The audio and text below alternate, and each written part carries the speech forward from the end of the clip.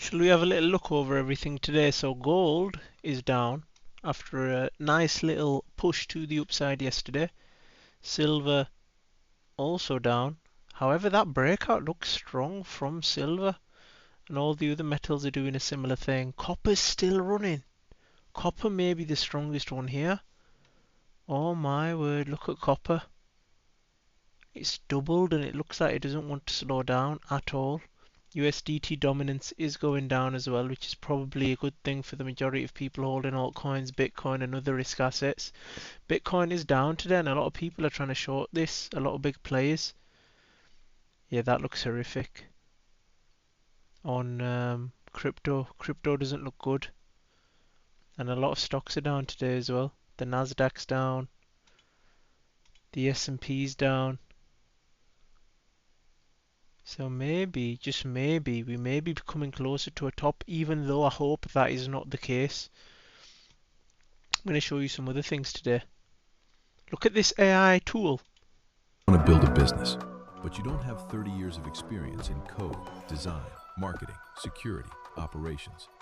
And you don't want to spend $700,000 a year hiring 12 people just to test an idea.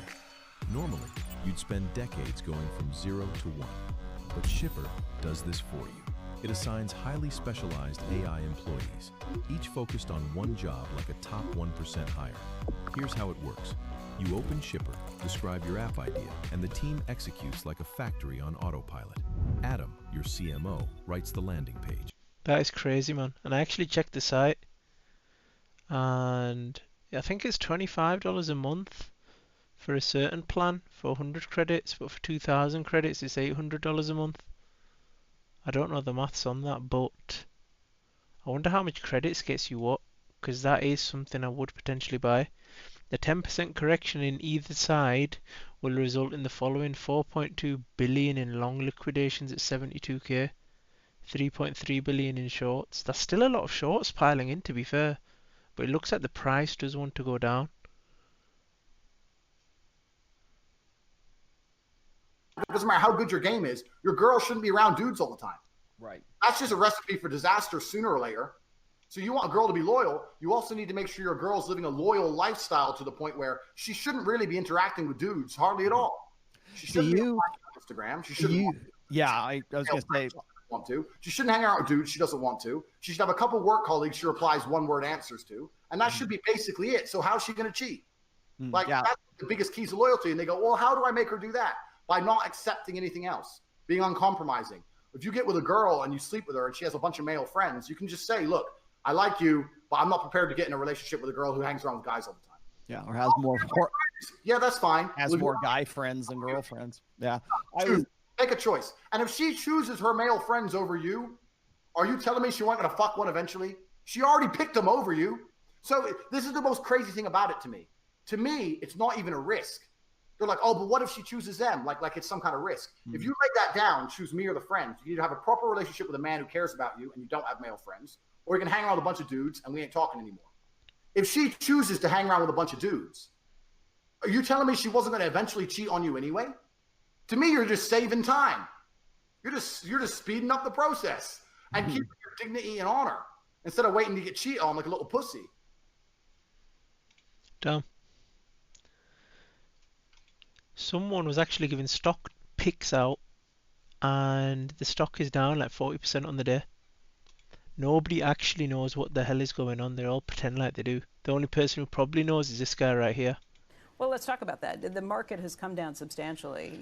Not substantially. Well, you've got both the Dow and the Nasdaq in correction territory. It's the worst performance on a quarterly basis for stocks in about 4 years. Do things look cheaper to you? No. 3 times since I've taken over Berkshire, it's gone down more than 50%. I mean, if you look at the markets of, the worst probably was the 2007-8 period, although there was that one Monday when you had 21% in a day. I mean, this is nothing. I mean, well, this is nothing to make you get excited and think there's huge valuation drops. If they're 5 or 6% cheaper, that doesn't. we aren't in it to make 5 or 6%. I mean, but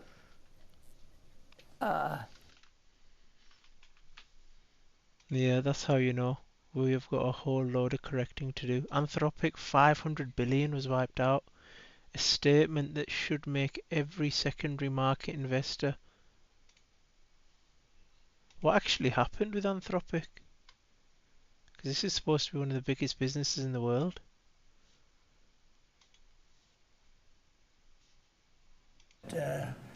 You better go out and buy stock now. Let me tell you, this country will be like a rocket ship that goes straight up. This is going to be numbers that nobody's ever seen before. That's a very important element of all of this. You know, if we get... I don't know, bro. I don't know. Stock market's going to crash big time. Biggest crash in history. So it hasn't happened yet. And that's my concern, is because the stock market's going to crash big time. He has been saying it a lot though, and people have actually picked it out. He has said it this many times, even though the image is very blurry. You know, you say conspiracy theorist. Nowadays, that just means you're ahead of the curve, unfortunately. And Alex was talking about, and a lot of other people talking about, and there's a lot of text which talks about the fact that the people who are in charge of the world, they believe that as AI improves, a huge percentage of the planet are going to become useless ears. They don't need you anymore. That actually scares me. The guy who created it even is scared of it. Well, that's the thing. So let's give a thought experiment. As it stands right now, most people are so uninteresting and so unremarkable that you could replace them online with a chat GPT bot and you wouldn't really notice. Genuinely, that's how boring most humans are. If you're special and remarkable and unique and you're famous or you do whatever, that's different. But most people you could replace with ChatGPT by text, you wouldn't even notice. And that is a free application which is brand new. Imagine we're going to be in 20 years from now. So we start talking... Yeah, it's taken over, you see it already. And also these APs that they're reselling for $400, everyone's waiting outside just to make a few buck. Dog eat dog, bro. Dog eat dog. Them APs look hard. They look insane. Them APs are hard, bro. When we have a look over here at what's happening with the S&P 500 is ticking up to all-time highs. We've also seen the Mag 7, which is the at least the index for the Magnificent Sevens, now pushing up also into all-time high, but it's on negative breadth. What that means is that there's more stocks that are going down, making lows, while the overall indice being the S&P 500 is trading at all-time highs.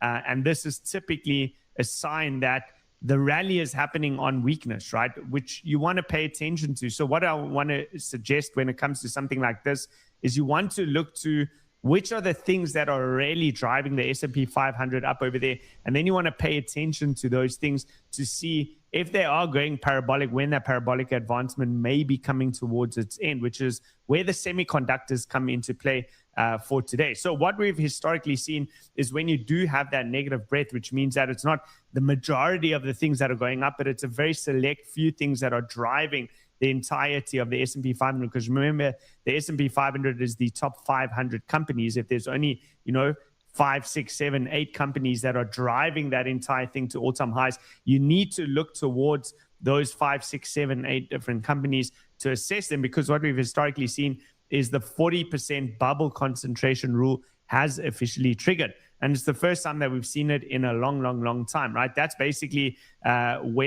whereby you have, again, that extreme concentration, that concentrated risk in just a select few things. And the last time that we saw this level of concentration has led to major peaks within the market. Now, remember, the market can definitely remain irrational longer than what you will remain solvent if you're fading that move, if you're shorting that move.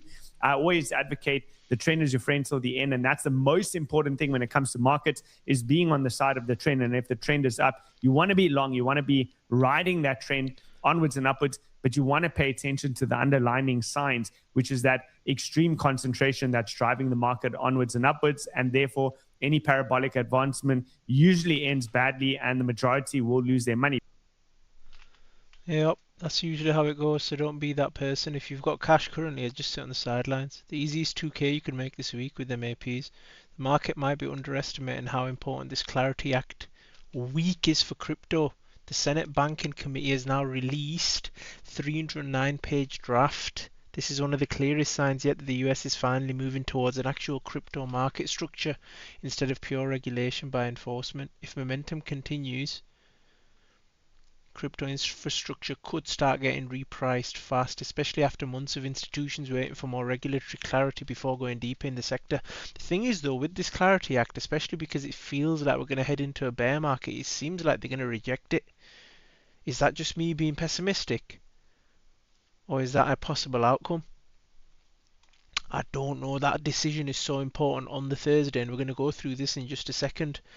Do not buy a house unless you're a billionaire. Rent for now. Wait for a 2008 type market crash to buy you first. You'll thank me later. Home sellers are now outnumbered buyers by 630k. Nobody wants to buy a home and everyone wants to sell.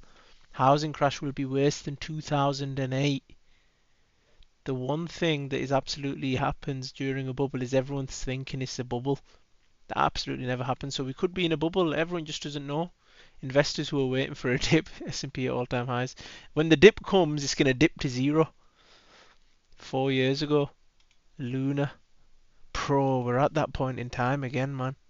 If you're broke, go get a job. Crypto is not going to save you if you're totally broke. Staying broke and staying at home scrolling is not locking in. You need money to make money. That's just the reality of things. That's a fact. For the majority of people, getting a job would be the ideal scenario.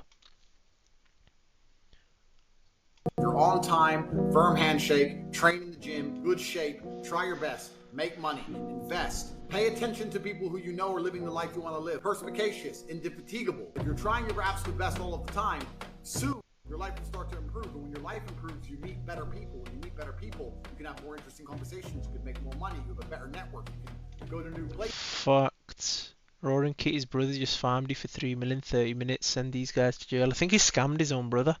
Mark my words and save this post. A large market crash is coming. Holy moly. And people are talking about this Crypto Clarity Act. It could be a sell the news event. Imagine it just tanks after that to zero, like Bitcoin and things like that. May the 14th is the date into federal law. Stake in ETF certainty. XRP has the most to gain. More direct exposure. Holy. I'm not reading all that garbage, but it is a big day in the crypto market. The Clarity Act. Wow. Where are we with all of this?